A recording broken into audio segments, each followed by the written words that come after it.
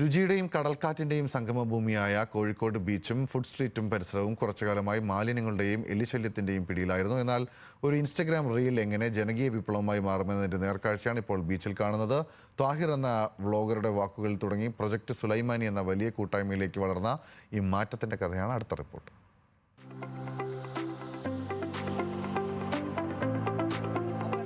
ഇരിക്കാൻ പോലും മടിക്കുന്ന തരത്തിൽ ബീച്ചും ഫുഡ് സ്ട്രീറ്റും പരിസരവും മലിനമായി തുടങ്ങിയിരുന്നു. ഈ സമയത്താണ് ത്വാഹിർ എന്ന ചെറുപ്പക്കാരൻ തന്റെ ക്യാമറ ചലിപ്പിക്കുന്നത്. 2 മില്യണിലധികം ആളുകൾ കണ്ട ആ വീഡിയോ ഒരു വലിയ ചർച്ചയ്ക്ക് വഴിവെച്ചു.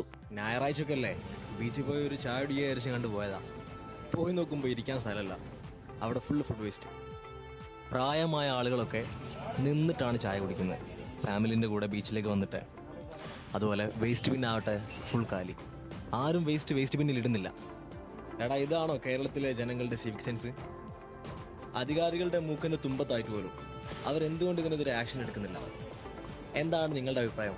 എങ്ങനെയാണ് ഈ പ്രശ്നത്തെ നമുക്ക് പരിഹരിക്കാൻ പറ്റുക?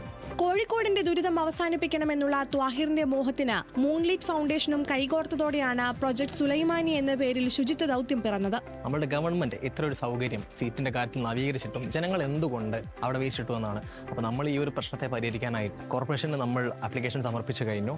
ഒരു റോമിംഗ് ഓഫീസറിനെ ബീച്ചിൽ ഓൺബോർഡ് ചെയ്യുമെന്നും വേസ്റ്റ് അലക്ഷ്യമായി ഇടുന്ന വ്യക്തികൾക്ക് ഫൈൻ ഏർപ്പെടുത്തുമെന്നും നമുക്ക് കോർപ്പറേഷൻ ഉറപ്പ് നൽകിയിട്ടുണ്ട്.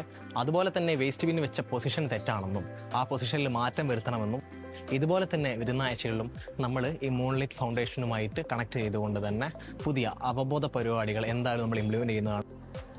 കേരളത്തിന്റെ പലയിടങ്ങളിൽ നിന്നെത്തിയ യുവാക്കൾ ബീച്ചിൽ അണിനിരന്നു. കോർപ്പറേഷന്റെ സഹകരണത്തോടെ വിപുലമായ ക്ലീനിംഗ് ഡ്രൈവും ബോധവൽക്കരണവുമാണ് നടന്നത്. മാലിന്യം വലിച്ചെറിയുന്നവരെ നിരീക്ഷിക്കാൻ പ്രത്യേക സ്ക്വാഡിനെയും കോർപ്പറേഷൻ സജ്ജമാക്കുന്നുണ്ട്. വെള്ള വസ്ത്രമണിഞ്ഞ ബീച്ച് പരിസരത്ത് മാലാഖമാരെ പോലെ ചുറ്റുന്ന സംഘത്തെ കണ്ട് വിനോദസഞ്ചാരികളും അമ്പരന്നു. നമ്മളിപ്പോൾ വരുമ്പോൾ ഈ സൈഡുകളൊക്കെ ഒന്നായിട്ട് ഒരു മാലിന്യ ക്ലീൻ ബീച്ചാണ് ഉദ്ദേശിക്കുന്നതെങ്കിലും നന്നായിട്ട് മാലിന്യം കൂടിക്കിടക്കുന്ന ഒരു സംഭവമായിട്ടാണ് കാണല്. ഞങ്ങൾ ആഴ്ചക്ക് എന്തായാലും ഇവിടെ വരുന്ന ടീമാണ്. അപ്പോൾ അതൊക്കെ ഒന്ന് ക്ലീൻ ആകുക എന്ന് പറയുന്നത് വളരെ നല്ല കാര്യമാണ്. അപ്പോൾ ആരാണോ ഇതിൻ്റെ പിന്നിൽ പ്രവർത്തിക്കുന്നത് അഭിനന്ദനാർഹമാണ്.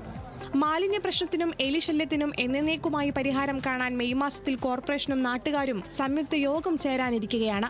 മാലിന്യം വലിച്ചെറിയുന്നവരെയും പരിസരം വൃത്തികേടാക്കുന്നവരെയും നിരീക്ഷിക്കാനും അവരിൽ നിന്ന് പിഴ ഈടാക്കാനും കോർപ്പറേഷൻ പദ്ധതിയിടുന്നുണ്ട്. പ്രൊജക്ട് സുലൈമാനിയുടെ കഠിന പ്രയത്നം കോഴിക്കോട് ബീച്ചിന് ഇന്ന് പുതിയ ഉണർവായി കഴിഞ്ഞു. വലിച്ചെറിയുന്ന ഓരോ പ്ലാസ്റ്റിക് കവറും ഒരു നാടിന്റെ ശാപമായി മാറുന്ന കാലത്ത് പ്രൊജക്ട് സുലൈമാനി നൽകുന്നത് പ്രതീക്ഷയുടെ പുതിയ പാഠങ്ങളാണ്.